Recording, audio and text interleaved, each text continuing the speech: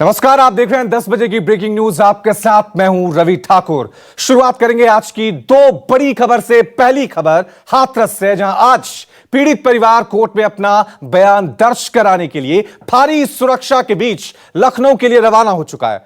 वहीं दूसरी खबर बिहार के बक्सर से है, जहां एक महिला के साथ गैंगरेप की घटना सामने आई है। दरिंदों ने महिला के 5 साल के मासूम बेटे को भी मार डाला है। दो तस्वीरें हम आपको आपकी टीवी स्क्रीन पे दिखा रहे हैं।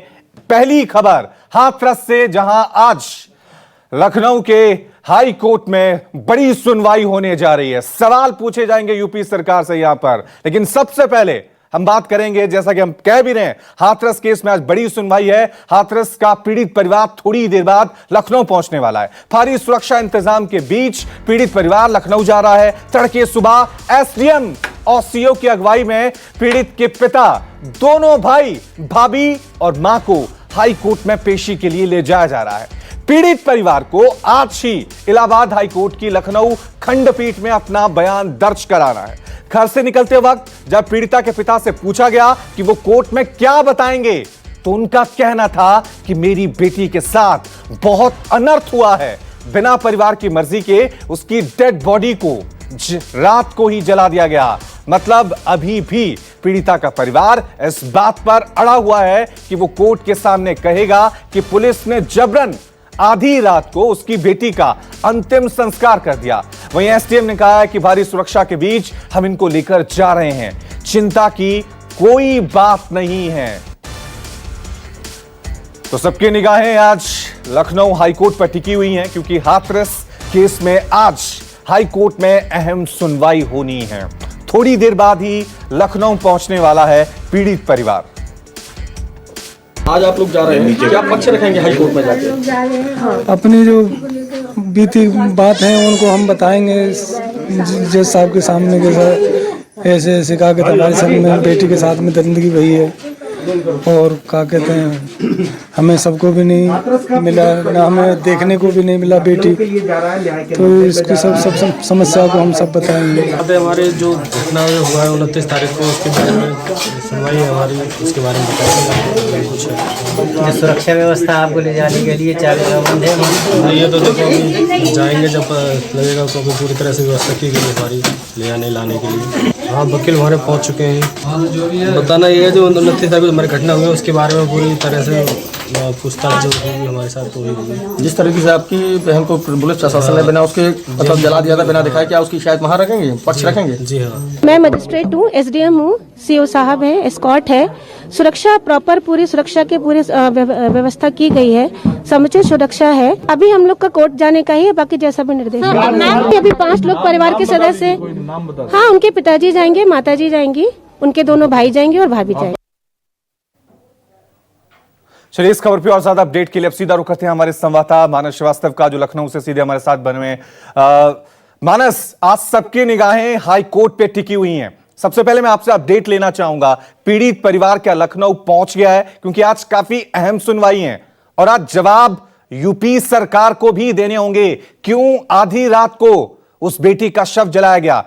तैयारी यूपी सरकार की तरफ से भी आज होनी चाहिए।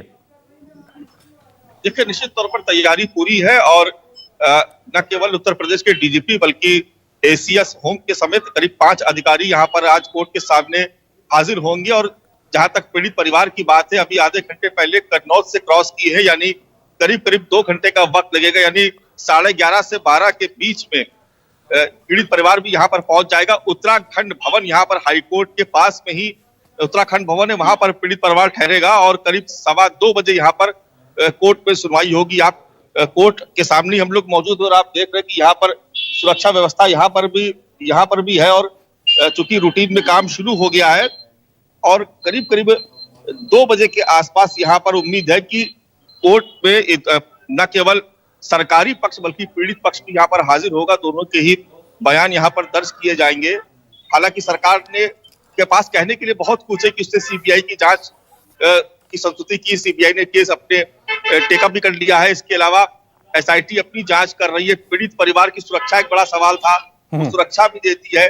तो निश्चित तौर पर जो सरकारी अधिकारी वो अपना पक्ष रखेंगे, लेकिन पीड़ित परिवार का बयान बहुत अहम हो जाता है, क्योंकि हाई कोर्ट ने खुद ही संज्ञान लिया था इस पूरे मामले का। ठीक है। ऐसे में यहाँ ठीक है मानस, आपसे लगातार हम अपडेट लेते रहेंगे क्योंकि आज अहम सुनवाई और चर्चा करने के लिए हमारे साथ मनीष शुक्ला बीजेपी की तरफ से मौजूद हैं, साथ में Ranveer Sharma retired IPS officer हैं। सबसे पहले मैं रुक करूंगा मनीष आपका, क्योंकि आज बहुत अहम सुनवाई है और जो आरोप लगे हैं उत्तर प्रदेश सरकार पर, उत्तर प्रदेश की पुलिस पर, आज उनका जवाब हाई कोर्ट में देना है कि हाथरस की बेटी का शव रात को 2 बजे परिवार की इजाजत के बिना क्यों जला दिया गया। आपको लग रहा है कि आज सच सामने आएगा? देखिए, हाथरस की पीड़िता और उनके परिवार को समुचित सुरक्षा व्यवस्था के साथ माननीय उच्च न्यायालय में पेशी के लिए ले जाया जा रहा है और ये उनका अपना अधिकार है कि कोर्ट के सामने वो क्या बयान देते हैं। निश्चित रूप से सरकार ने जो कार्रवाई की है, पूरे प्रकरण में जो स्टेप लिए हैं, जिस तरीके से बेटी के बयान के आधार पे एफआईआर दर्ज की गई है, चारों जो आरोपी थे उनकी गिरफ्तारी सुनिश्चित की गई है और सीबीआई जांच की संस्तुति की गई थी और सीबीआई ने टेक ओवर कर लिया है केस को। ये सारे पक्ष सरकार रखेगी और रात्र में शवदाह जो किया गया था उसके क्या कारण थे वो भी सरकार उसमें भी अपना पक्ष रखेगी और आप सबको आज जब हम डिबेट कर रहे हैं तो कई चीजें सामने आ भी चुकी हैं। किस तरीके से बेटी की लाश पे राजनीति करने का प्रयास किया गया था, किस तरह से एसडीपीआई पीएफआई के लोग वहां इन्वॉल्व हुए थे, भीम आर्मी और अन्य लोगों का कनेक्शन और एक वेबसाइट के सहारे दंगा कैसे हो उसकी पूरी साजिश रची जा रही थी और किस तरीके से एक महिला सामने आई है जो रिश्तेदार बनती। ठीक है, बहुत सारे ऐसे सवाल हैं। ठीक है मनीष जी, बहुत सारे ऐसे सवाल हैं जिनका जवाब मिलना भी बाकी है। रणवीर शर्मा जी, क्योंकि आज जब हाईकोर्ट में सुनवाई होगी तो सीधे सवाल उत्तर प्रदेश की पुलिस से किए जाएंगे। एक तरफ सीबीआई अपना काम करना शुरू कर चुकी है हाथरस में, लेकिन जो उत्तर प्रदेश पुलिस का रवैया रहा है वो सबसे ज्यादा सवालों में रहा है। जिस तरह से बेटी का पार्थिव शरीर रात को जला दिया गया, परिवार का अभी तक यूपी पुलिस पर कोई भरोसा नहीं है। वो रात को लखनऊ जाने के लिए मना कर रहे थे कि हमें पुलिस पे पूरी तरह से कोई भरोसा नहीं है, हम दिन में निकलेंगे। आज आपको लग रहा है कि यूपी पुलिस के लिए डिफेंड करना हाईकोर्ट में बहुत बड़ी चुनौती होगी? आप बिल्कुल सही कह रहे हैं कि पुलिस के लिए ये चुनौती भरा। जिस वक्त हाई कोर्ट में जवाब तलबी होगी, उन्होंने जो भी सोचा है पुलिस ने कि भी एक परिवार की जो हमदर्दी उन्हें लेनी चाहिए थी, उस दुख की घड़ी में उनका साथ देना चाहिए था, वो शायद उसमें नाकामयाब रहे और इसलिए हाई कोर्ट में अब जवाब तलबी होनी है उनकी कि वो क्या चीज देंगे। उनके पास एक ही मोटा सा सवाल होता है कि भी हमारी कानून व्यवस्था खराब हो जाती अगर ये डेड बॉडी को रखते, उस कानून व्यवस्था को या जान माल की रक्षा के लिए उसमें नुकसान ना हो, राजनीतिक पार्टियां विरोधी पार्टियां आ करके उस डेड बॉडी को रख के बैठ जाती, दाह संस्कार ना होने देते और कानून व्यवस्था खराब होती। इसके ऊपर अब संज्ञान हाई कोर्ट ने लेना है। क्या यूपी पुलिस वो फैक्ट या वो तथ्य सामने रख पाएगी कि भी ये हालात थे हमारे सामने जिसकी वजह से हमने रात को इस डेड बॉडी को दाह संस्कार करना पड़ा, लेकिन घर वालों की सहमति जरूर होनी चाहिए थी, जो गलती है। बिल्कुल यही सवाल है, परिवार के बिना पूछे क्यों हाथरस की बेटी का अंतिम संस्कार कर दिया गया। और चर्चा में हमारे साथ अब अनुराग भदौरिया भी शामिल हो गए हैं समाजवादी पार्टी की तरफ से। अनुराग, अब आपका मैं रुख करूंगा। आज हाईकोर्ट में सुनवाई है, दूसरी तरफ सीबीआई की टीम हाथरस पहुंच गई है। सच सबके सामने आना चाहिए, लेकिन जो सवाल उत्तर प्रदेश की पुलिस पर उठे हैं, जो सवाल उत्तर प्रदेश सरकार के रवैये पर उठे हैं, उन्होंने तो विपक्ष को ही आड़े हाथों ले लिया है कि विपक्ष इस पूरे मुद्दे पर समाज को बांटने की कोशिश कर रहा है। एक बात समझ में नहीं आई, आखिर सरकार को दिक्कत क्या है, सरकार चाहती क्या है? भाई आपको मदद दिलानी है पीड़िता की मदद दिलाने के लिए आपको तो ऐसा लग रहा है कि आप पता नहीं कुछ छुपाने की कोशिश कर रहे हो। हर बात में आप पीड़िता के ऊपर सवाल उठाने की कोशिश करते हैं। अरे भाई, जिस पीड़िता ने अपना डाइंग डिक्लेरेशन दिया है, उसने अपने लास्ट समय में बोला है, सारी बातें बोल के गई है, ऑन रिकॉर्ड है, उसके बावजूद भी आप लगातार 3 दिन तक किसी को आपने जाने नहीं दिया। वहां पे आपने रात के अंधेरे में उस बच्ची का अंतिम संस्कार कर दिया बिना माँ बाप के परमिशन के। तो सरकार छुपाना क्या चाहती है? सरकार की इस मंशा पे जनता को तो शंका है ही। अब कोर्ट को भी शंका है और मुझे पूरा विश्वास है कि कोर्ट से पीड़िता को न्याय मिलेगा, क्योंकि हमारे देश का न्यायपालिका बहुत मजबूत है। ये जो उत्तर प्रदेश की सरकार है, ये हर चीज पता नहीं क्या छुपाने की कोशिश कर रही है। अभी तक वहां से डीएम आपने नहीं हटाया, क्यों नहीं कलेक्टर साहब को आपने हटाया? वो लात मार रहे थे, भाई हम कहते कुछ ना हुआ हो, कम से कम एक धमकाने की कोशिश तो मेरे सामने जो आपके वीडियो में ही है कि भैया कोरोना से डेथ हो जाती, इससे डेथ होता है। हम कह इतना, उसने बोला इतने नहीं हटा देते आप? छोड़िए आप पीड़िता, एक सेकंड भूल जाइए कि आप हम लोग बात कर रहे हैं मर्डर और इसकी भूल जाइए। एक जिम्मेदार आदमी संवैधानिक पद पे बैठा, कलेक्टर कह रहा है कि आपकी बच्ची की मौत अगर कोरोना काल से हो जाती तो कुछ नहीं मिलता, इतने में तो डीएम को उठा के और फेंक देना चाहिए कहीं बाहर। ये आदमी रहने लायक है? डीएम रहने लायक है? जो कोरोना काल से मौत हो जाती तो क्या मिलता? ठीक है अनुराग जी, आपका मैं जवाब बीजेपी से लूंगा, लेकिन उससे पहले अपने दर्शकों को एक बार फिर आज की ये बड़ी खबर हम बता दें कि महिला एसआई समेत 5 पुलिसकर्मी हाथरस पीड़ित परिवार के साथ सुरक्षा के लिए मौजूद हैं। पीड़ित परिवार को लखनऊ पहुंचाया जा रहा है। पीएसी भी पीड़ित परिवार की सुरक्षा में तैनात है। आज दोपहर 2:30 बजे हाई कोर्ट में ये अहम सुनवाई है। एक बार फिर रुक करूंगा हमारे संवाददाता मानस का। मानस, कोई अपडेट, क्योंकि सुरक्षा बहुत जरूरी थी इस अहम केस में, क्योंकि परिवार वाले साफ तौर से यूपी पुलिस पर बहुत कम भरोसा कर रहे हैं। उन्होंने कहा था रात में हम बिल्कुल नहीं जाएंगे लखनऊ, सुबह निकल रहे हैं, क्योंकि उनके मन में अब भी डर है, खौफ है। अपडेट आपके पास?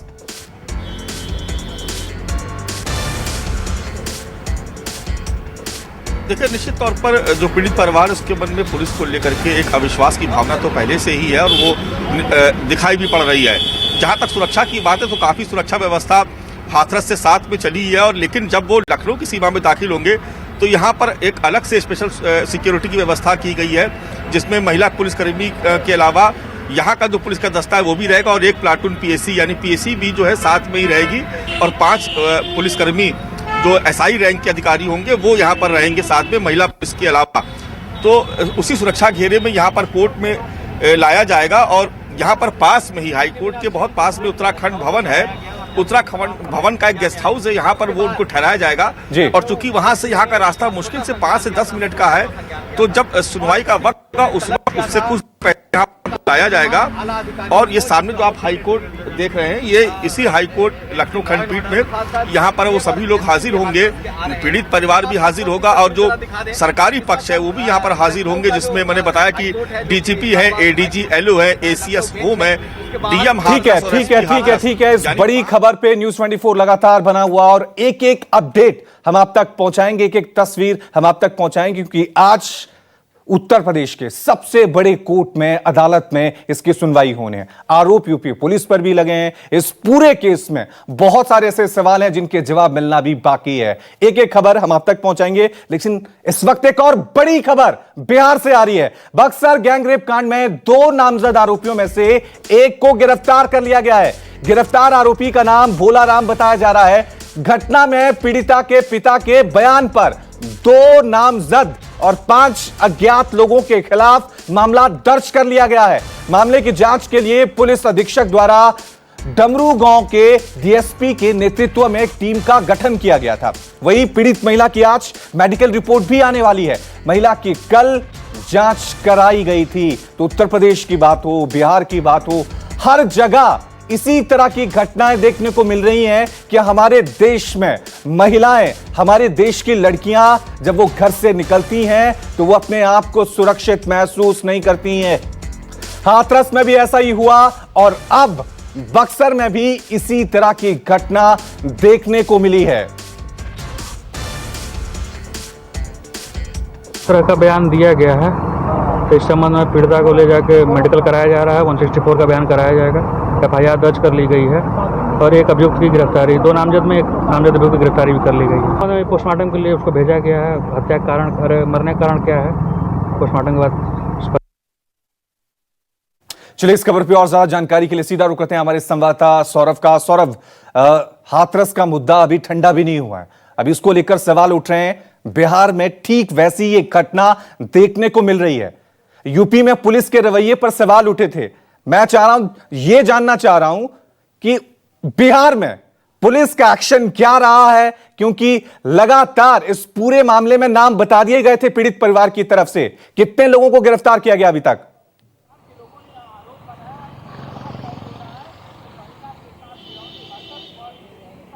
जी बिल्कुल, मैं बताना चाहूँगा सुशासन की सरकार में यह बहुत बड़ी घटना है जो बक्सर से सामने आई है। सबसे बड़ी बात है कि इस घटना में अभी तक 2 नाम दर्ज आरोपी बनाए गए थे, जिसमें एक की गिरफ्तारी हो गई है, दूसरे की तलाश जारी है। पुलिस ने एक टीम बनाई है जो लगातार छापेमारी कर रही है। लेकिन मैं आपको बताना चाहूँगा 2 नाम दर्ज जो आरोपी हैं, इसके अलावा जो 5 आरोपी हैं उन पर भी एफआईआर दर्ज किए गए हैं। जो महिला ने बताया था कि वह 2 लोगों को पहचानती है, इसीलिए 2 नाम दर्ज आरोपी पर एफआईआर दर्ज हुआ है। इसके अलावा 5 लोग थे, हालांकि वह अभी तक अज्ञात हैं पुलिस की नजरों में, लेकिन पुलिस लगातार छापेमारी कर रही है। लेकिन सबसे बड़ी बात है कि इतनी बड़ी घटना घटी कैसे। मैं आपको बताना चाहूंगा कि परसों यानी एक दिन पहले की यह घटना है, जब महिला अपने घर से अपने मायके में वह पिछले 1 साल से रह रही थी।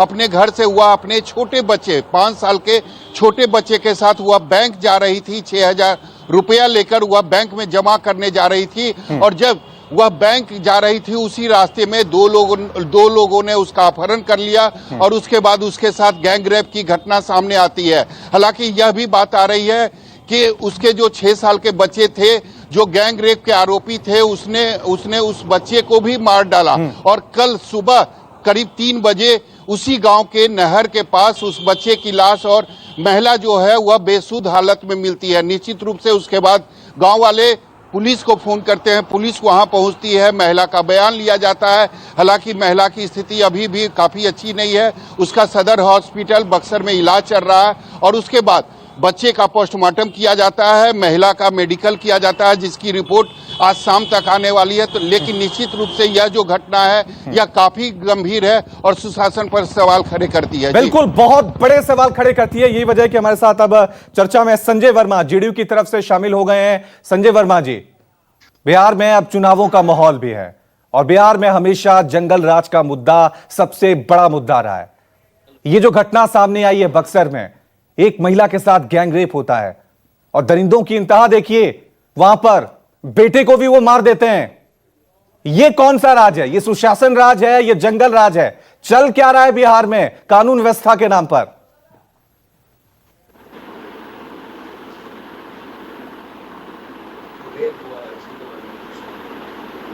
संजय जी, मेरा सवाल सुना आपने? जी नहीं। देखिए, मैं कह रहा हूं कि बिहार में चुनावों का माहौल है, जंगल राज हर बार एक बड़ा मुद्दा यहां पर बना है, लेकिन बिहार के बक्सर में जो घटना हुई है, एक महिला के साथ गैंग रेप हुआ, उसके बाद दरिंदों ने उसके बेटे को भी मार दिया। इसे हम कहां से सुशासन राज कहें? ये जंगल राज नहीं है तो और क्या है ये?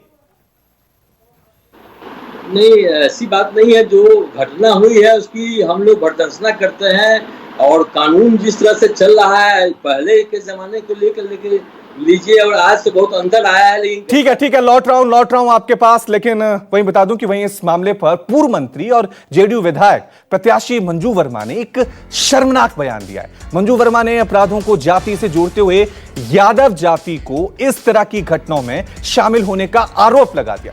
वर्मा यही नहीं रुकी, उन्होंने अपनी जाति बताते हुए खुद को सम्राट अशोक का अनुयायी भी बता दिया। उस जात से बिलोंग करती हूँ जिस जात का नाम कुशवाहा है। ठेठी भाषा में लोग कोयरी करते हैं, हम लोग खेती से जुड़े हुए लोग हैं।